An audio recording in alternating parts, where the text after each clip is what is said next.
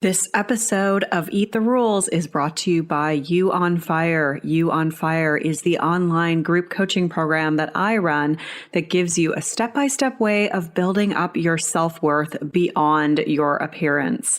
With personalized coaching from me, incredible community support, and lifetime access to the program so that you can get free from body shame and live life on your own terms. Get details on what's included and sign up for the next cycle at summerinanen.com/you on fire. I'd love to have you in that group. This is Eat the Rules, a podcast about body image, self-worth, anti-dieting, and intersectional feminism. I am your host, Summer Inanen, a professionally trained coach specializing in body image, self-worth, and confidence, and the best-selling author of Body Image Remix. If you're ready to break free of societal standards and stop living behind the number on your scale, then you have come to the right place. Welcome to the show.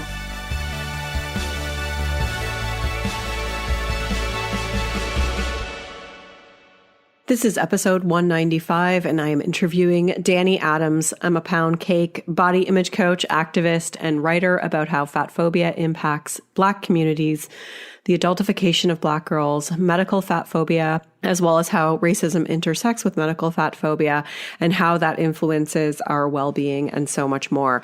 You can find all the links and resources mentioned in this episode at summerinanen.com/195. Before we begin, I want to give a shout out to Seeking Body Acceptance that left this amazing review. Love, love, love it. This podcast is great for working on positive body image. I struggle with this daily, and Summer's show makes it a little bit easier. She is direct with her guests and has great questions. Thank you for doing the show. Thank you so much, Seeking Body Acceptance. I really appreciate that. You can leave a review for this show. It helps others to find what you are learning here by going to iTunes, click ratings and reviews. Well, first you got to search for Eat the Rules, then click ratings and reviews, and then click to leave a review. You can also subscribe to the show, and that helps me out. Helps others to find this show and bumps it up in the ratings instead of all those keto podcasts. Ugh.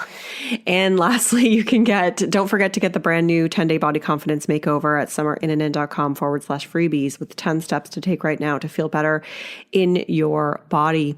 This episode is really timely. I happen to be interviewing Danni just days after the death of Ma'Khia Bryant, and she talks about this for a little bit in the beginning of the podcast as she just starts to speak to the way that fat Black women and specifically young girls are treated in our culture and the stereotypes around that, and how that likely influenced the killing of Ma'Khia Bryant. And so just a lot to kind of learn and open my eyes to in this episode. And I was just so grateful that she brought this up and also just really candidly shares her experiences with medical fat phobia and how racism intersects with that and where the real gaps are in our system, and how specifically during this pandemic, our medical system has really failed individuals in marginalized bodies, whether that's people of color or disabled people or, just other individuals with marginalized identities, and what we need to do better. I learned so much from this episode, and I think that you will too. I really want to give a big shout out to Danni because my neighbor was sawing and sanding, and even though my window was closed, it was so loud. And so through this whole thing, there's like this sawing noise that she's trying to talk over. And hopefully, I'm assuming my editor cut out that sound because we record 2 tracks. So he records my audio, and then the person I'm interviewing, they're recorded on 2 separate tracks. And so, but just giving a shout out to her ability to be able to like speak and not be interrupted and distracted by the noise, because when I listen to I have noise canceling headphones on. So when I record these things, I wear noise canceling headphones. So I didn't really hear it. Like I could kind of hear it. It was a little dull, but I really didn't think the mic was picking it up that much. And then when I listened to the playback, like it is so loud. And I was like, oh my God, she had to listen to that while she was answering these questions through the whole thing. So anyways, it just want to give a shout out because that takes some serious skills because I don't think I would have been able to do that. And that's just the nature of this time of year. Like when it's nice out where I live, everyone comes out and does yard work and renovations. And it's like constant. It's actually right now, you might even be able to hear it. Like it's just constant stuff like banging and breaking and being mowed and like cut down. And anyways, it's there's not much I can do about it because even with the window closed, you can usually hear it. But this episode's really important, and I really appreciate Danni taking the time to be here. For those of you that don't know, Danni Adams otherwise goes by I'm a pound cake. I'm trying really hard to say that properly, but as like a Canadian white girl here, she sort of laughed at me when I tried to say it. So you'll hear her say it towards the end. Is an activist, coach, and facilitator and content creator, pop culture enthusiast, Black feminist, and entertainer, as well as a body image coach. And she has a big voice in the fat positive world and writes for Curvy Fashionista and has a pretty big presence on Instagram, and I'm really pleased to have her here today. Let's get started with the show. Hello, Danni. Welcome to the show. Hi. Thank you so much for being here today. As always, we kind of start with having the guest share a little bit about their story and, how you got into fat activism and body image coaching. How did you get to where you are today? So that's interesting.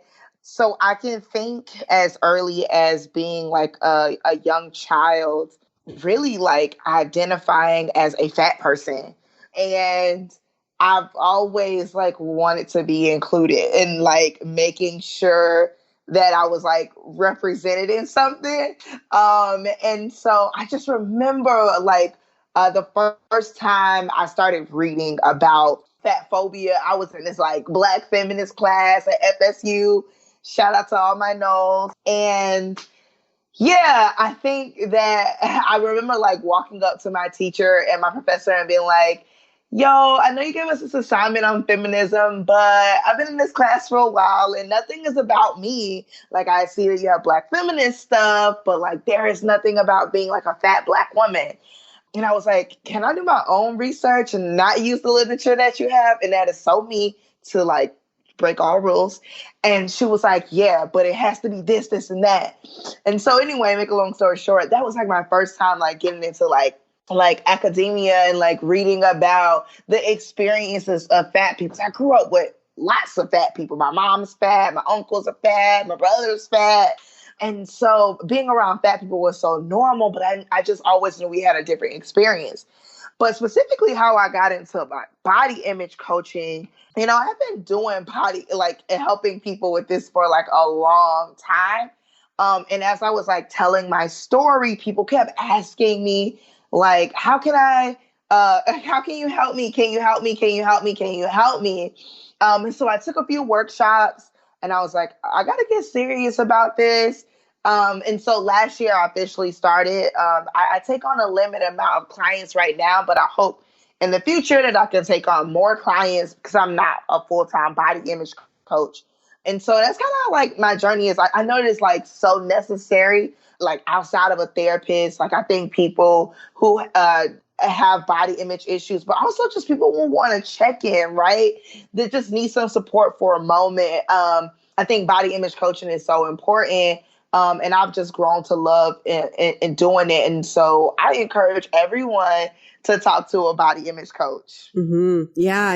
And I think, as we talked about offline, like I feel like your particular lived experience is like so important in that realm because there's just, I think it's, it's dominated by like mostly people like myself in with like a more privileged body, and as well as, I'm a white person. And I think a lot of the other body image coaches, at least the ones that like I've sort of interacted with, tend to be white as well. So I feel like it's like so needed to have your own, perspective and lived experience to help others who share that same experience. Yeah, I think so too. I think like therapy, right? Like I think therapy is so important.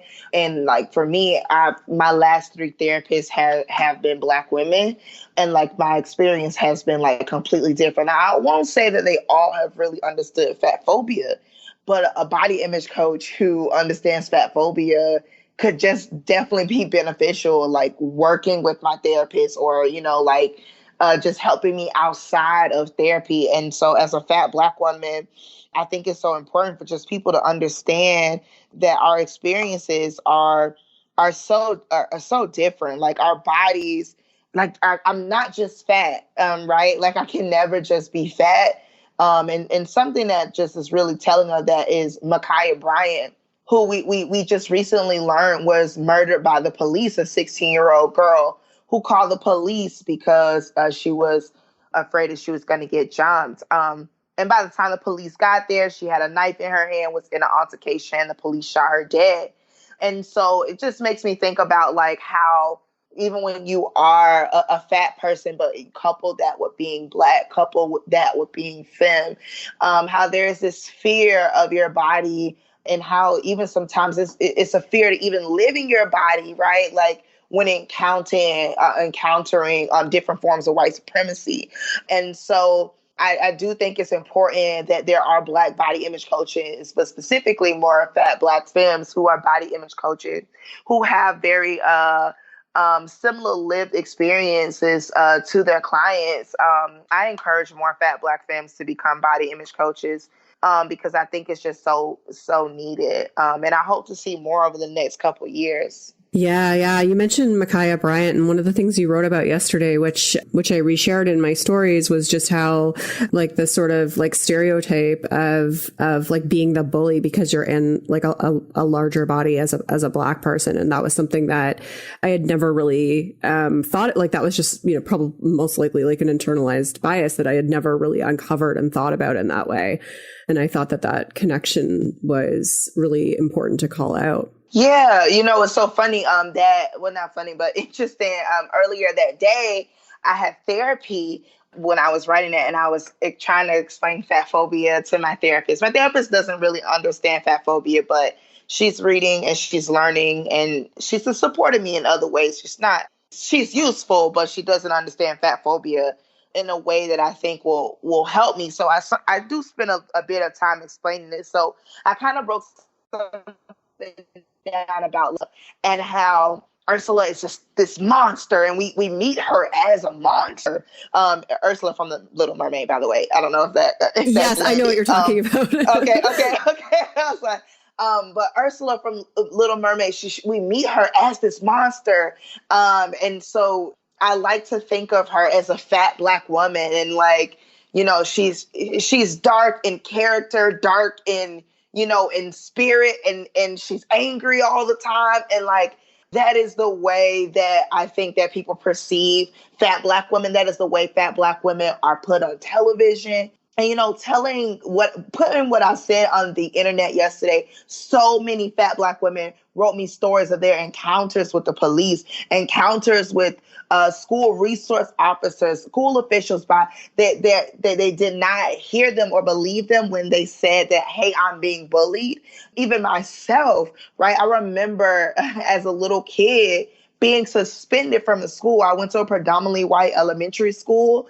And a little bit of context about Sanford, like it wasn't up until 5 or 6 years that the federal government started regulating our school board, because it was just that segregated, and our school board like refused to follow the law. And so the federal government had to stay here even after segregation this long to help the school board basically integrate. And so that speaks to what kind of school I went to. I loved it, but I will say that I remember being suspended from school because a white girl said that I said that I was a bully and I was going to beat her up.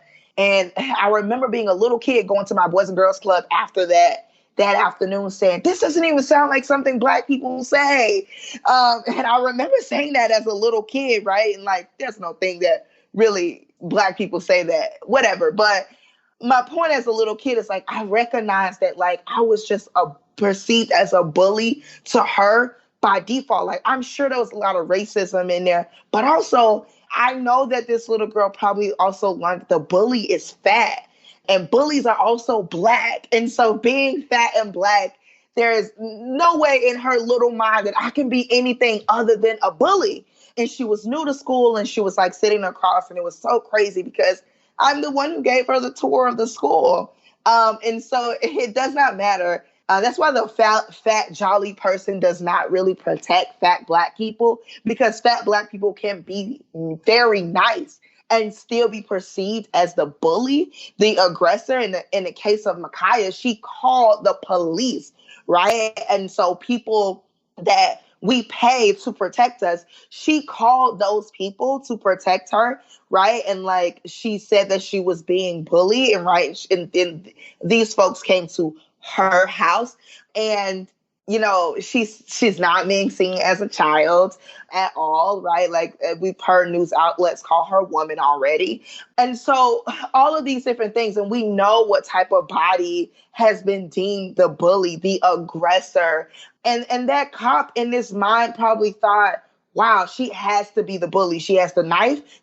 Her skin fits. Her body fits. The stereotype, and he killed her. And that's someone who just went to high school where there was resource officers. While I'm not a fan of officers being in school, I want to say that when resource officers encountered young people at school with weapons, I just didn't see kids getting shot on my campus.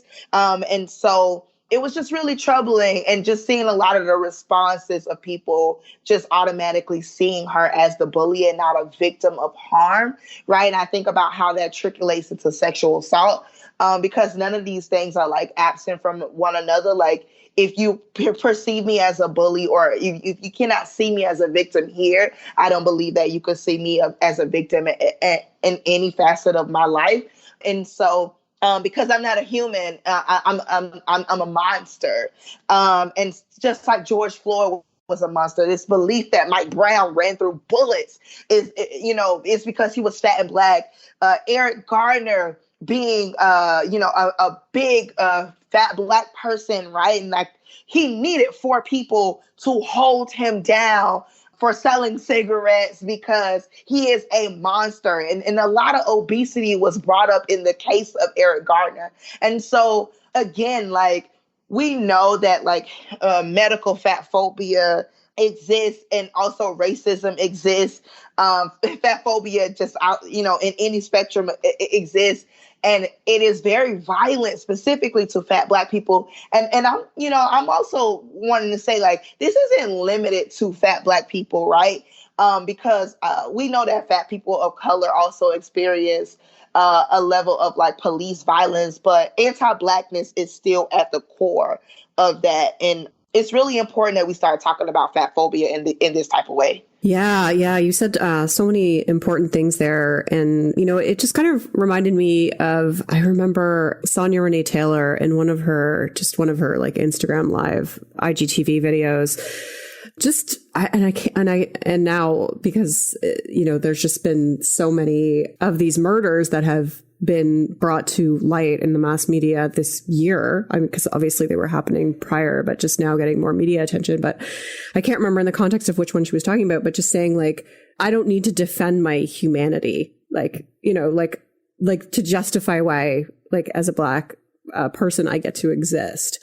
And it just sort of reminded me of that, of her saying that, because, when people argue against what happened, like when they argue in favor of the police, they're essentially like trying to say that, this person doesn't deserve humanity. You know what I mean? Like the victim.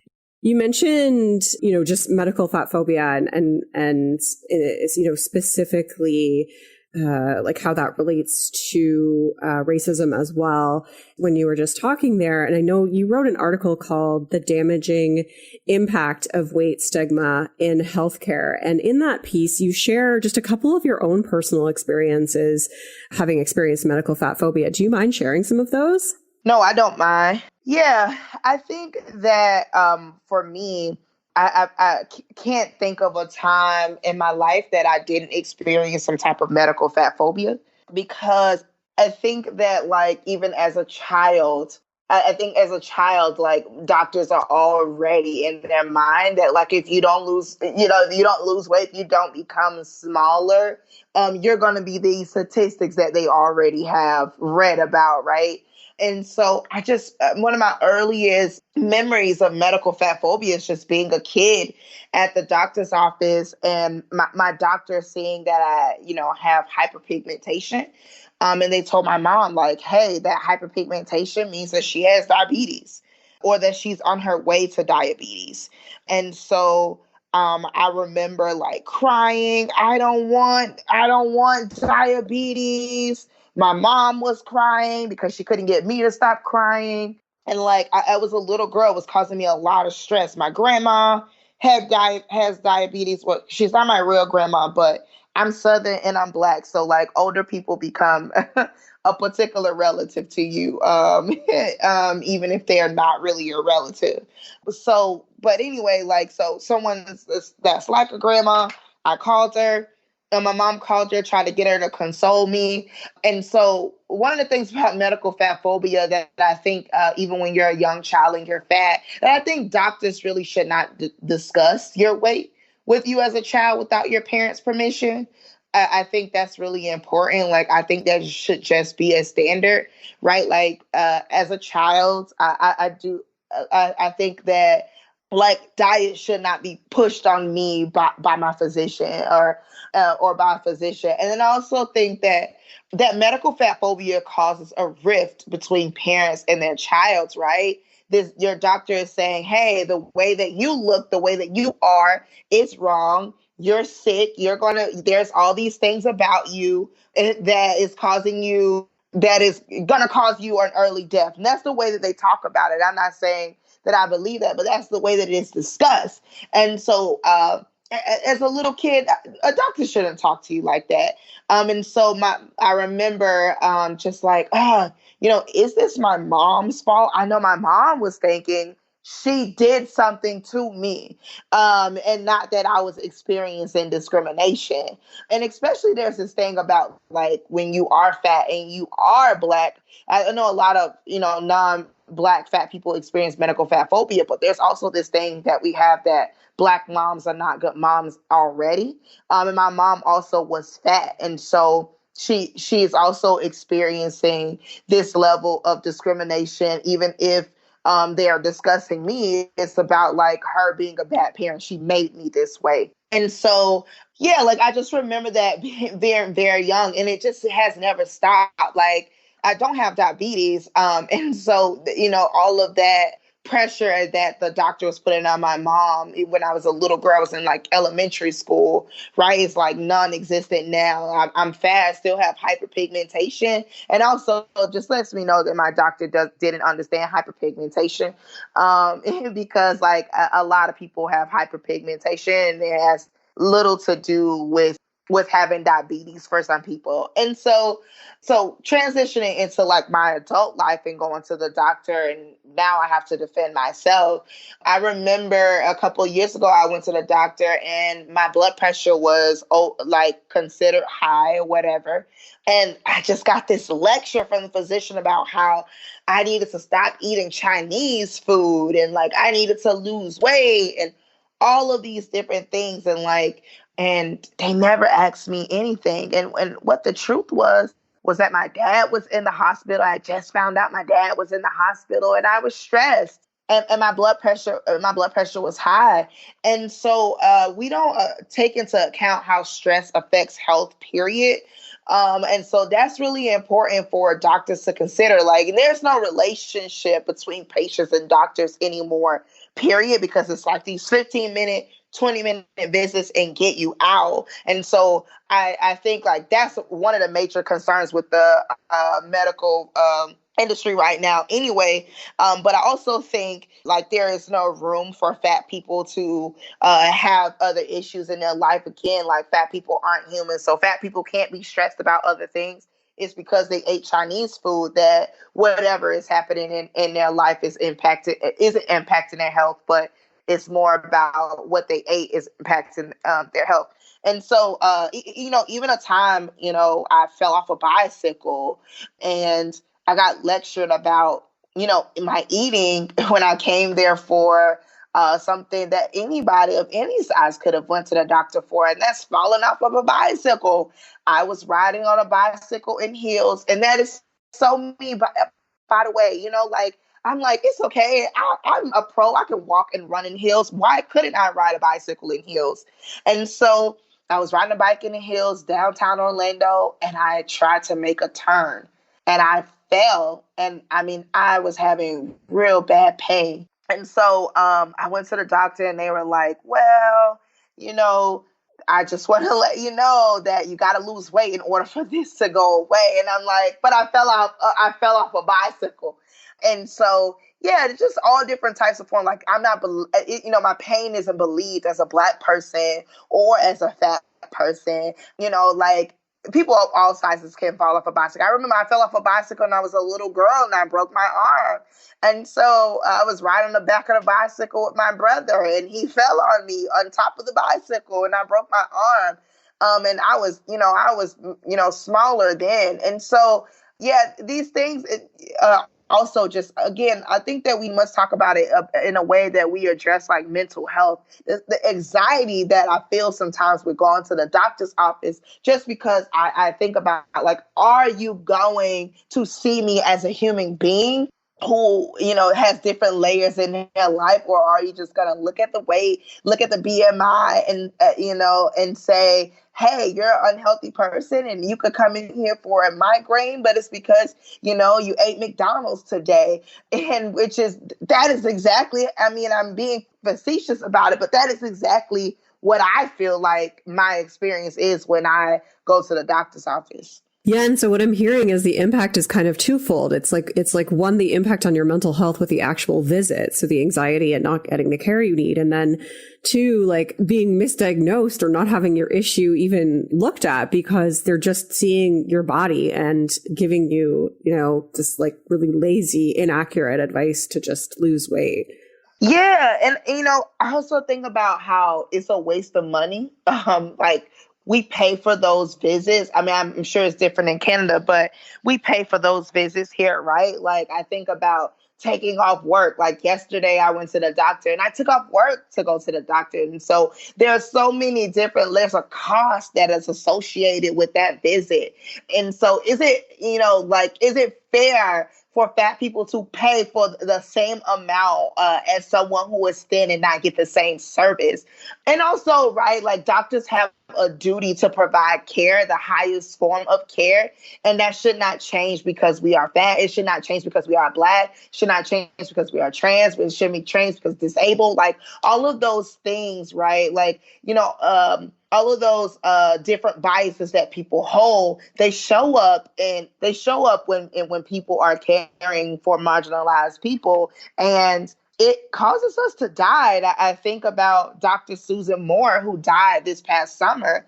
She was in the hospital for COVID, and basically she recorded her death, like she recorded how she was being treated for 12 days. And for 12 days, she recorded how she was being treated at the hospital, and she was a doctor herself. And as a fat Black woman, her pain was not believed. It didn't matter that she was an MD. Like she had trained some of the people who were caring for her.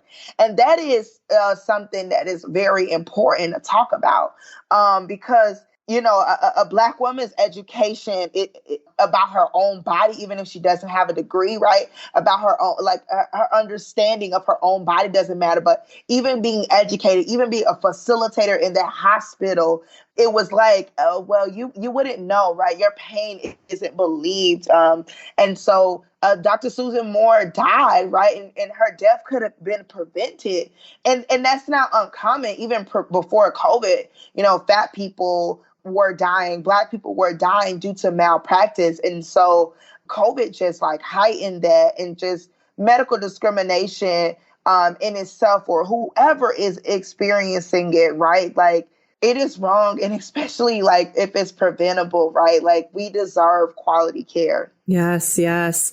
As it relates to COVID, that's what I wanted to ask you about. There's a lot of like, obviously, like news headlines that say that, there's a link between body size and COVID. And, that's kind of been, like Christy Harrison wrote a good post sort of debunking all that. But what I'm sort of hearing is like they don't account for this influence of medical fat phobia. Like, if they're not getting the same, if people in larger bodies don't get the same treatment, then like obviously COVID is going to be more damaging to them because they're not getting the same level of care. Yeah, I read that, and it was really, really good. Actually, it was really, really good. That's interesting because I think that when there's messages that fat people are going to die anyway, I personally believe that people are going to be less likely to save them. Now, I don't have any proof of that, but I think we have some case studies where we can say before COVID, fat people were misdiagnosed. Before COVID, fat people weren't diagnosed at all, right? We could say before COVID, there was an equipment that was able to accommodate all fat bodies. And so what does that mean in COVID when we're filled with beds, right? What resources are there to accommodate fat people? What biases are there? Like, are hospitals actually training people about fat phobia? And the answer is no. And so in a time of a pandemic, right? And people in a time of pandemic, and there's already this heightened belief that like fat people did this to themselves, and so they are more likely to be impacted by COVID. So we do not want to give them the highest form of care. And I don't have any proof of that, but again, like, our long history of case studies have shown that. And so weight discrimination is definitely something that I think that COVID has exposed a little bit more. And I think about like living here in Florida, like, I don't think being fat is a medical condition. I don't. But I find it very funny that everywhere I turned, there was an ad, there was a billboard about how obesity was linked to COVID. Oh my gosh. There were billboards. Yeah. There was a lot of marketing put into who should protect themselves during the pandemic. And those folks called those things safety. Like, I forget what city I was in, but it was one on like a bus, not on a bus, but like a bus stop. There was like marketing for that COVID. Now, they didn't just like have fat people; they had fat people and Black people on there, but of people who were at risk for getting COVID. But it was interesting even in that in itself, because that's more about discrimination, right? And like, what would the pandemic have been like if there wasn't fat phobia and racism, right? And ableism in healthcare already. And I think that we just don't have enough of public health professionals really on the side of weight discrimination. Yeah. One of the things that you said in one of the articles that you wrote is at the root of obesity research is the omission of racism and anti-Blackness. Can you elaborate on that? Yeah. I mean, I think about like how I think about all the time, like how whenever there's some like obesity marketing, there's usually a fat Black person that is like used on the poster to talk about like, eat your fruit, or you're at risk for this. And so when I talk about how like medical fat phobia shows up, and how it's like the omission of race, because we know that medical fat phobia is about getting rid of Black people in general. And this is directly also related to how racism and police brutality is that, is also related to this idea that Black people are already like big. And so Sabrina Strings talks about how fat phobia would not have existed if racism didn't need something to help it thrive, right? Like if white people did not create racism, fat phobia would not be a thing. Because at the same time that we were demonizing fat Black people, fat white people were revered in Europe. And so there's no conversation about how fat phobia is directly linked to anti-Blackness. And a part of the reason is because what we'll have to do is like not make it about bodies, but how resources are distributed, right? Do people have access to food in itself? One of the things that I'm really passionate about is access to food. And so you have Fannie Lou Hamer, who in the 60s was talking about not all fat people are well fed.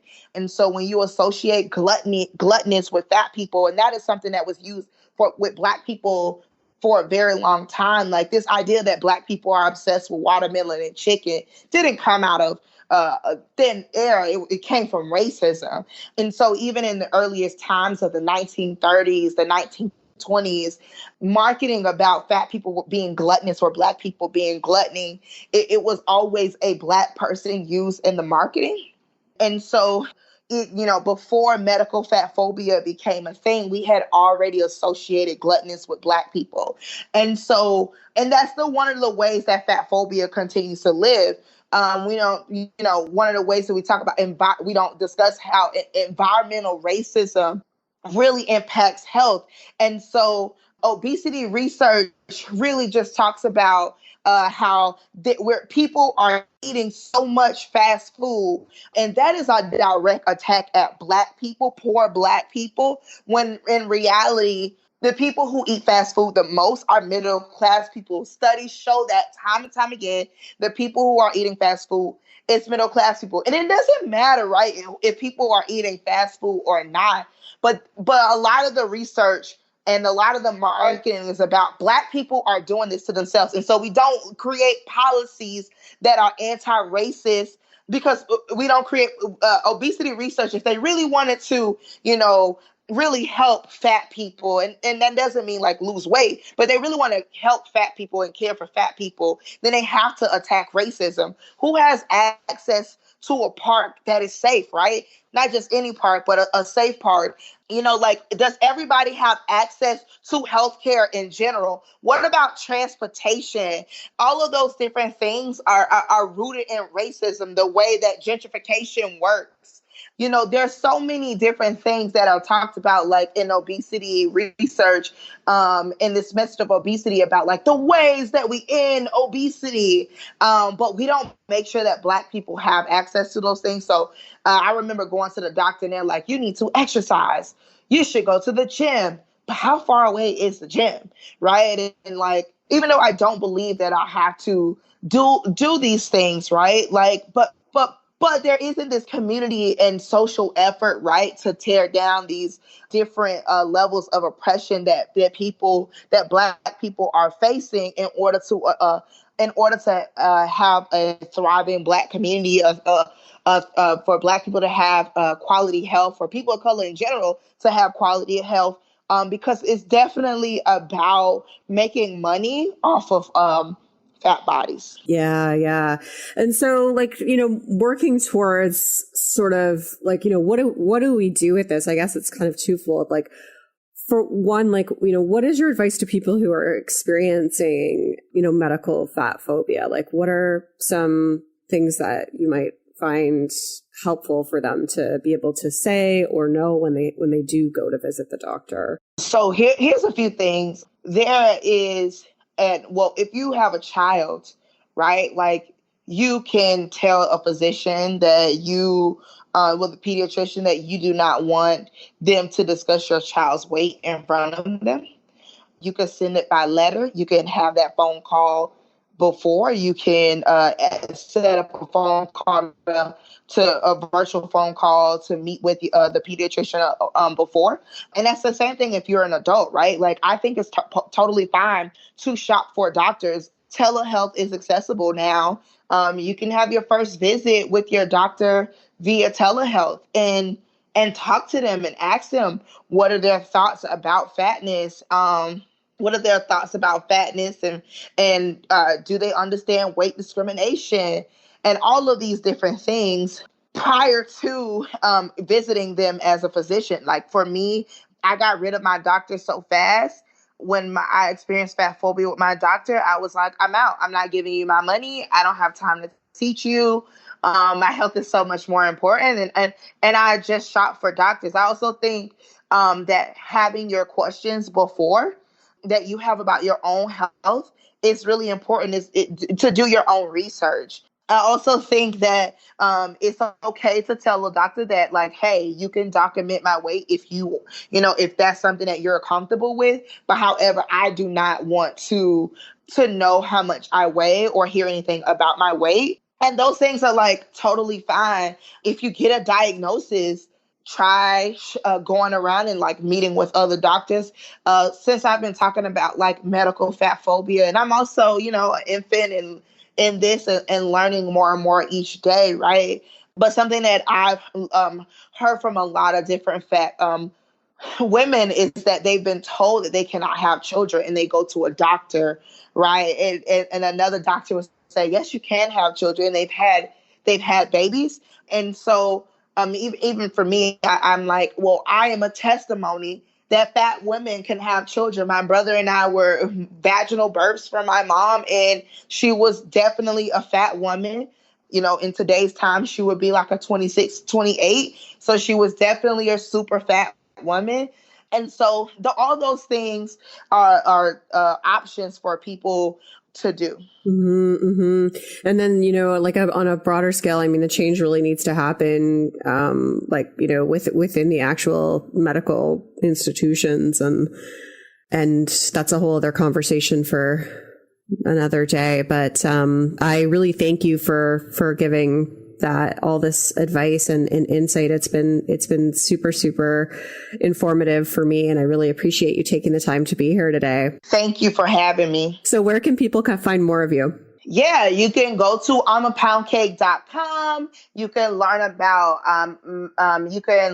body image coaching there, and you can sign up to get emails or also take workshops on how fat phobia is related to social justice. That's one of my more popular classes. Also, you can find me on Instagram, Twitter, Clubhouse, Facebook, basically every social media as I'm a Pound Cake. That's AMA Pound Cake.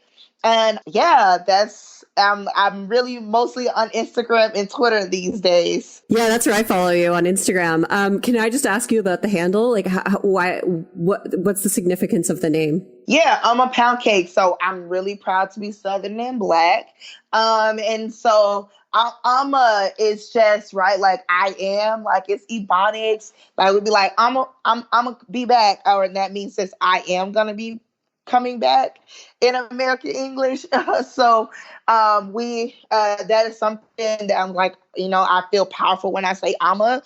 And Pound Cake, my great grandma was a cake lady. She used to make cakes. She was the local community cake lady. And I just wanted to bring in the spirit of my grandma, but also something that like I think that Black people do a lot is like name their relatives after like a food item. So we have like a peaches, maybe you have an Auntie Peaches or something like that. Okay. Like my mom's name is Pumpkin. And so like Pound Cake, like I'm a Pound Cake, like that's me. I exist in this body as a full fat Black woman, right? Like that is Southern, that is, I'm proud that my first language is, Southern Ebonics, and like I'm very proud of speaking African American vernacular English, and so I put it in my name. Wonderful. I love it. Thank you for sharing that, because I always just wondered the context around it. It's okay. Well, thank you again so much for being here. It's been amazing, and I know we could talk about so many more things. So hopefully you'll come back on in the future. Okay. Thank you for having me, Summer. I appreciate you. Thanks, Danny. Rock on. I love that interview. I learned so much from it. And I just think that Danni is doing such important work, bringing light to all of these issues and speaking out about them. You can find all the links and resources mentioned in this episode at summerinnin.com/195. Thank you so much for being here today. Rock on. I'm Summer Innanen, and I want to thank you for listening today. You can follow me on Instagram and Facebook at Summer Innanen. And if you haven't yet, go to Apple Podcasts, search Eat the Rules, and subscribe, rate, and review this show. I would be so grateful. Until next time, rock on.